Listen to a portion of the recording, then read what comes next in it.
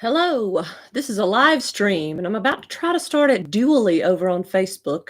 So give me just a second as I go over there. And here I go. I'm going to click go live. So now it's counting down. Hello, it looks like I'm live on both Facebook and YouTube. So if you're on my Facebook, you're watching me, and maybe you'll see this later on YouTube. I don't really expect people to really watch me on YouTube, but hey, look, it says I've got one person, so we'll see. So I wanted to share some thoughts just off the top of my head. So hopefully this won't be a very long video about, I don't want to see my bed over there in the background, about what's going on with this crazy election and the attitude of Christians in regards to it and to what's going on. Trying to make sure that's completely clean. So naturally, because this is a live stream, you're not seeing it edited like normally I edit out dead time. I put in the graphics. I don't have any of that going on this time because I'm just here talking. And there'll be, obviously there'll be some dead time because I'm going to be looking up a few scriptures and I'm going to be referring to my notes and stuff because I just typed up something and I don't know if I'll read it all or not. So basically, the title of it should maybe be, what is the point of government? I feel like the main issue with what's going on in people voting for Trump and being so angry at Christians who are voting for Biden, and people voting for Biden being so angry at Christians who are voting for Trump, is kind of that it really, again, comes down to a difference in worldview. Ultimately, people claiming to be Christians don't all see the world in the same way. And with that, out of that kind of comes how we view government. So, there's never just two sides to any issue. So I'm going to kind of break this down into two camps. And you may be like, well, I don't really feel like I'm exactly one or the other. I kind of am a mix. But I guess I'm just trying to make it easier for people to identify with something. So the same is true of the question, what is the purpose of government? But for this video, like I said, I've divided it. And so I feel like it kind of comes down to two basic points of view of the world and points of view of the nature of people. So there are, on one side, there's those who believe people are innately bad, selfish, self-serving, willing to gyp the other for self-gain. And out of that, the government cannot be trusted, and the law and order is basically the kind of position they take. Get this table out of the way. I'm trying to get it out of my way so it won't keep bumping up against my chair, making these noises. So they basically see the government, this is kind of maybe people who are libertarians, even if a libertarian is not religious and they say, well, I think people are good individually, but mobs are bad, and the government is basically just a big mob, and that's why you can't trust a big government. So even if people who don't necessarily claim to think that humans individually are good, they're kind of still the same kind of people. I'm flushed. I'm getting nervous already. This is just nerves. This is not a disease, and I'm not going to die. Maybe it'll go away during this video. Maybe it won't. But so those are the kind of people that even if they trust, they might think people individually are good, but in groups get groupthink and they're bad. And then on the other side, you have those who believe people are innately good and all evil manifestations are from a lack of love or understanding. And the government can be trusted, and they kind of take the social safety net side. They think the government should provide all these things for us to help us in our lives, and we can trust them with that because we're good and they're good if we hire if we elect the right people, like, not Donald Trump, but good people into government. Whereas on the other side, they're kind of like, no, even if you get good people in government, when they're all working together, they're ultimately going to serve themselves and they're not going to be able to be trusted anymore. So whatever good they were individually doing, they're not really doing en masse. So that's kind of how I see that you've got these two sort of camps. And so you've got people who claim to be Christians who fall into two different sides. Now, and so the ones who might fall on the side of law and order, they might have voted for Trump. They don't necessarily think Trump is necessarily a good person or a Christian, but They see the things that he's doing as being protecting individual freedoms, even individual freedoms for people of other faiths, individual freedoms for people of no faith, for atheists, whoever.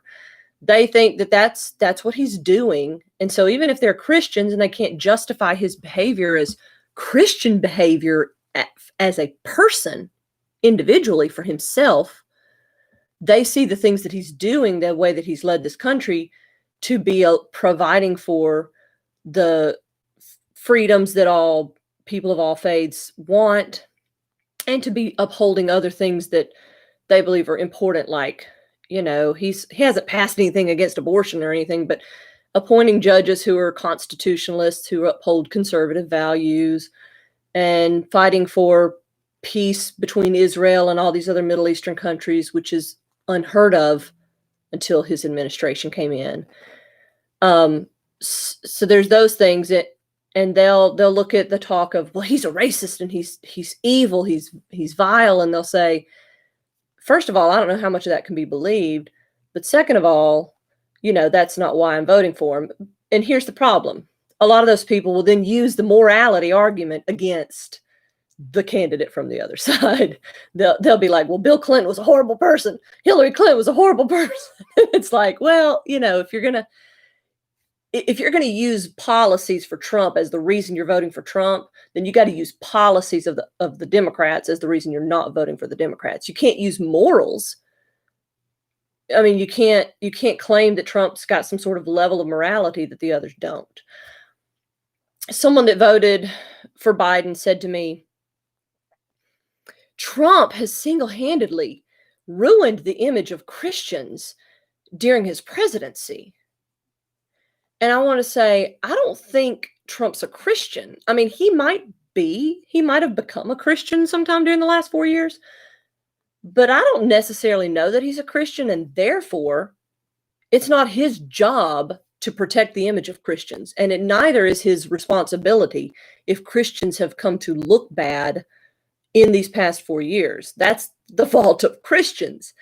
And so here I'm going to kind of separate out the Christians, because we are divided, right? Because some people voted for Trump or Jorgensen, you know, and some people voted for Biden, and and then of course, like I say, some Christians voted for Jorgensen, and that's not a middle of the road moral thing. Again, that kind of comes down to people who don't trust the government. They voted for Jorgensen because they thought, you know, I want everyone to have individual freedoms.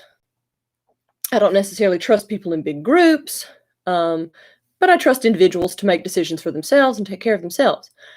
But why do Christians vote one way or the other? And again, I think it kind of comes into this separation, that some Christians hold to the view that humans are innately evil, and I think that's biblical. Even Trump is evil, you know? And then some kind of hold to this view that humans are good and we just make bad choices, and Jesus died on the cross to save us from our sin, but maybe they see sin as some sort of trap. We make mistakes, we kind of fall into it. But then on the other side, these Christians are like, no. We love our sin. We're evil. We're in rebellion against God. And that's what Jesus had to die on the cross to save us from. And we are saved not when we just open ourselves up to his love. We're saved when we repent and ask for forgiveness of sins. And you may not think that has anything to do with who you vote for, but I feel like it does.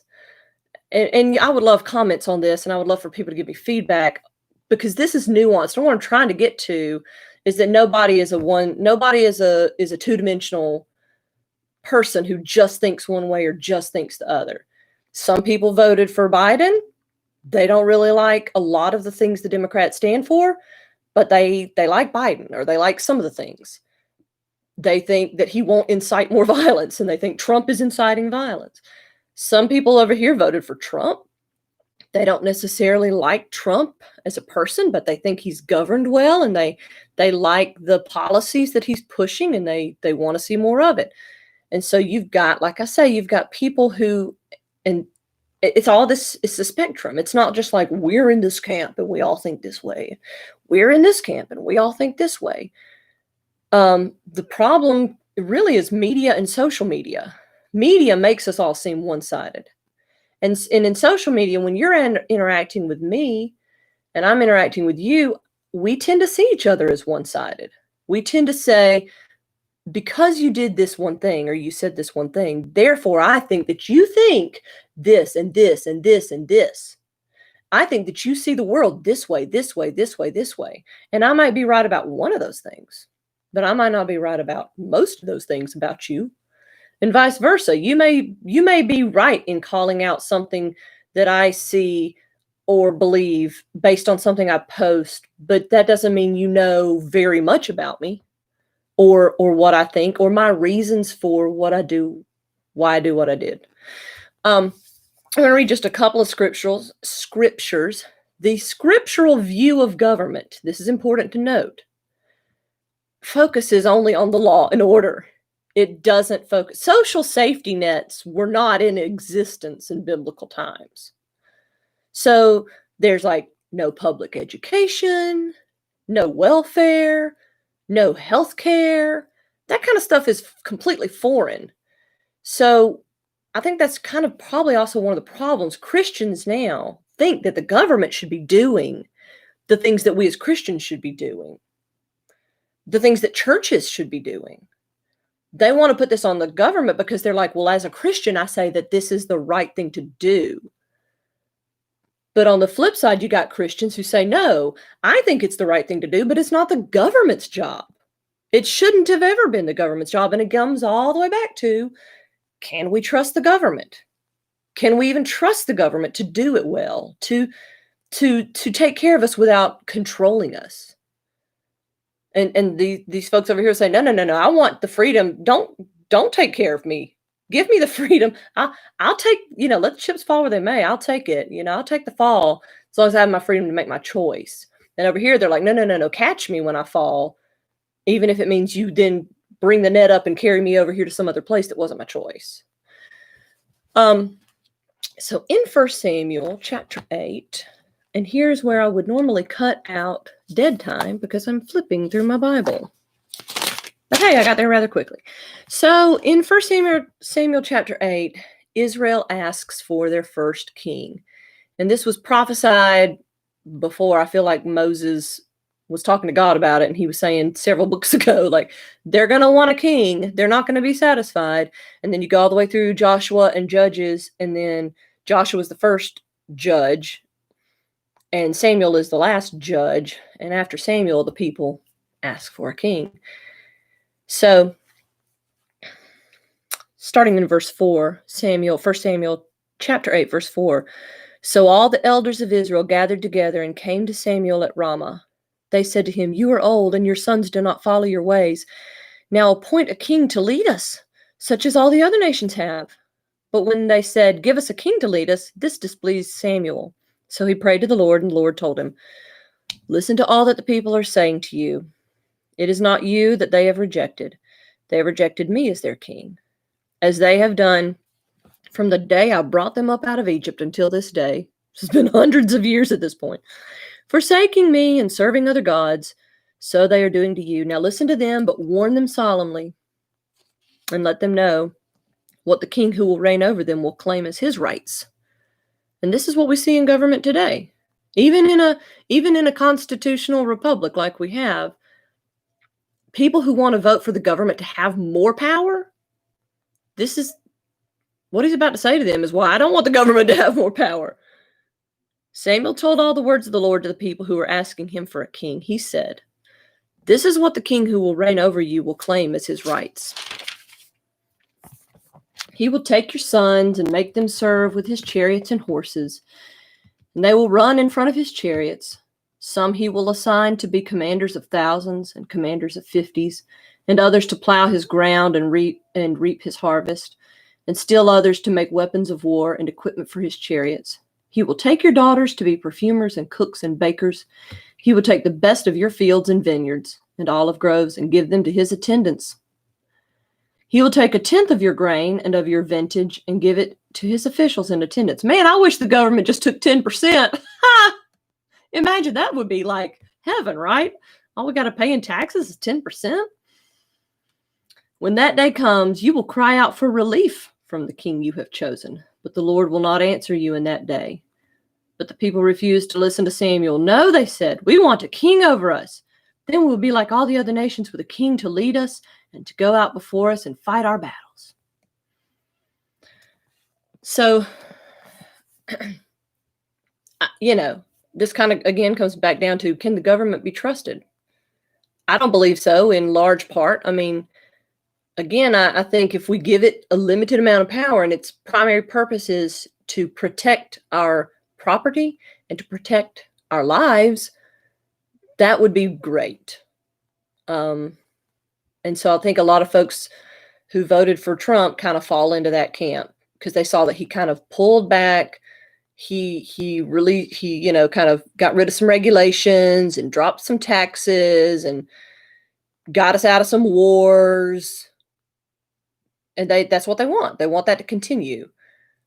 Flip side of that, COVID hits, and he's saying, let the states handle it. And they're like, you have no plan. You're responsible for 230,000 deaths. He's not responsible. He just said, look, y'all, let the scientists dictate what you think you should do. So again, it's just a difference in worldview. People who voted for Trump aren't voting because they're happy that 230,000 people have died from COVID. That's not the reason. It just comes down to a difference in what's the role of government. The other passage I'll read is in the New Testament, Romans chapter 13. Again, this is not talking about any sort of social safety net stuff because that did not exist in governments. So this is where I think we need to exercise our right to vote, yes, but we also need to trust that God is in control. There's other passages that I didn't look up, and now I'm not going to sit here and search for them because I don't want to take the time. I'll probably end up putting them in the descriptions for you to look up later. And that is having to do with just how the Lord directs. Like there's the verse in Proverbs about how the Lord directs the actions of the king. The king's heart is like channels of water in the Lord's hand. And that's talking about any king. That could be talking about some dictator in Africa or, President Xi in China or whoever. God is in control of the kings of the earth. If you're a Christian, that's what you got to believe. Even if you don't like Trump and you didn't vote for him, God was as much in control of what Trump's going to do as he is in control of what Biden's going to do, or Trump will continue to do if Trump wins. At this point, we don't know. Romans chapter 13, submission to governing authorities. And everybody wants to pull this out when it's their guy in office and the other ones, they want to point to the opposite camp and say, look, guys, you need to submit because we as Christians, we should be submitting. I know you don't like Trump, but you need to submit. I know you like Biden, but you need to submit. And no one wants to do it for themselves. Everybody wants to be like, when it's not your person who wins, then everybody's like rending their garments and throwing ash over their heads and not my president, hashtag not my president. That's not what Romans says. Let everyone be subject to the governing authorities, for there is no authority except that which God has established. The authorities that exist have been established by God. Consequently, whoever rebels against the authority, and this is an authority that was a dictator. I mean, this is the Roman emperor putting people's heads on pikes. It might not have been Nero at this time. I'm just saying, it ended up being that. It was authorities that did not like the Christians, that's for sure. Whoever rebels against the authority is rebelling against what God has instituted, and those who do so will bring judgment on themselves. For rulers hold no terror for those who do right, but for those who do wrong. Do you want to be free from fear of the one in authority? This just requires a little bit of self-examination. Am I like working hard? Am I obeying the law? Am I being respectful to, those in authority can just be the police officers, the ones you want to defund. But when they pull you over, are you showing them respect? They deserve it because they've been put in authority by God. even if they're not good police officers. But most of them are good police officers. I believe that. Do you want to be free from fear of the one in authority? Then do what is right and you will be commended. For the one in authority is God's servant for your good. Now, I just want to point one thing out right there. Because again, as we say, somebody may not be a believer in God who's in a position of authority. How can they be God's servant if they're not necessarily serving God? And the word here, servant, is diakonos. It's the same word that we get deacon from in the church. The deacons are the servants of the church. And ultimately, someone in authority, whether that's a police officer or a state representative or the president of the United States, that person may not even realize they're serving God. They're serving God. The president of China is serving God. Putin is serving God. And at this point, you may be like, I'm pulling the plug, Rachel. You're crazy. You're saying crazy stuff. He is not talking about Christian servants here. He's talking about pagan people in Romans 13. For the one in authority is God's servant for your good. Do you believe it? But if you do wrong, be afraid, for rulers do not bear the sword for no reason. Again, it says they are God's servants, agents of wrath, to bring punishment on the wrongdoer. Therefore, it is necessary to submit to the authorities, not only because of possible punishment, but also as a matter of conscience. If you're a Christian, we should be submitting to whoever winds up being in power out of a matter of conscience. No Christian should say hashtag not my president. That's not Christian. That's anti-Christian. That goes in direct opposition to the word of God. I was looking at my notes and now I got sidetracked. So, we should exercise our right to vote. We should look at one another as being multidimensional people. If you cannot do that on social media, maybe you need to pull back from social media, because that's really hampering your ability to see other people as thinking human beings who aren't just hate-filled.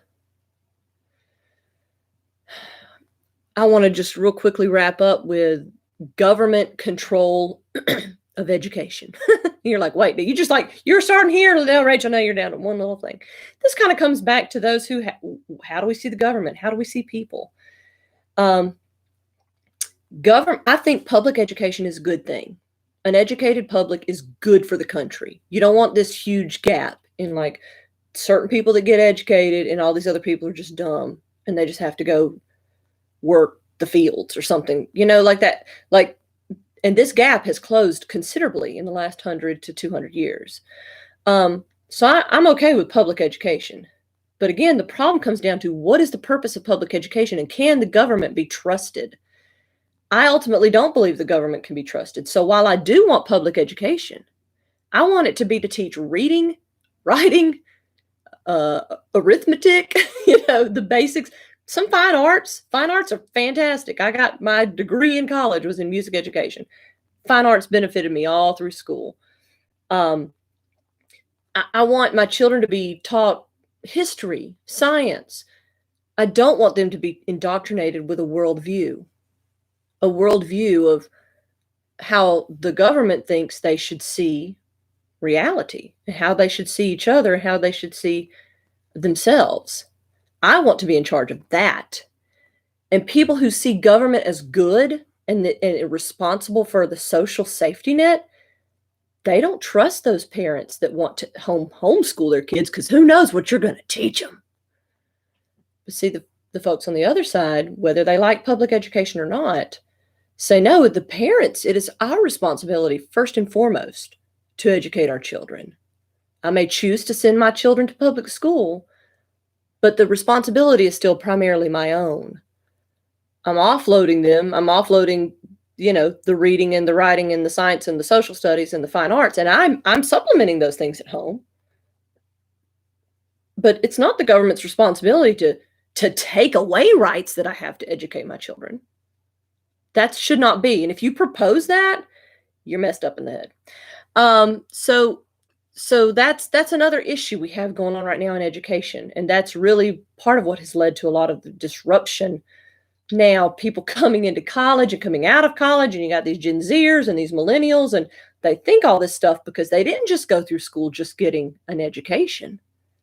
They went through school getting an indoctrination to a worldview. And as Christians, we haven't been teaching our children a Christian worldview. We haven't been teaching them the Bible, biblical literacy. So they come out and they want to use the Bible just to kind of, they just want to kind of weave it into their worldview and make themselves feel better and say, I believe in God and I believe in Jesus and Jesus died for my sins. But ultimately, I'm going to abandon that if it doesn't make sense with this worldview that I've established aside from the Bible. And as parents, we need to learn the Bible. We need to give them that biblical worldview so that they can look at what's going on in their education and they can say, that doesn't line up. Thanks for teaching about the Civil War, but I'm going to leave that critical race theory stuff off on the side because that's not biblical. So again, comes down to those two camps. Are people innately evil? The government cannot be trusted, and we only should really need it for law and order and to protect our property. Or do you think people are innately good? The government can be trusted, and it should be our social safety net. Or are you like me and you're kind of somewhere in the middle, but I'm leaning a little more over here on this side? I don't trust the government, but I know we need it for a whole lot of stuff. So I'm all for having it, but I just don't want to give it so much power. So those are my thoughts. Weigh in. Let me know what you think. See y'all next time on The Way I See It. And if you're watching this on YouTube, please subscribe. I said at the very end. I should have said at the beginning. But please subscribe and like and leave me a comment and all that good stuff. All right. Let's see. I'm going to turn this off here. And now I'm still live on YouTube. I'm going to turn it off here. Bye, YouTube.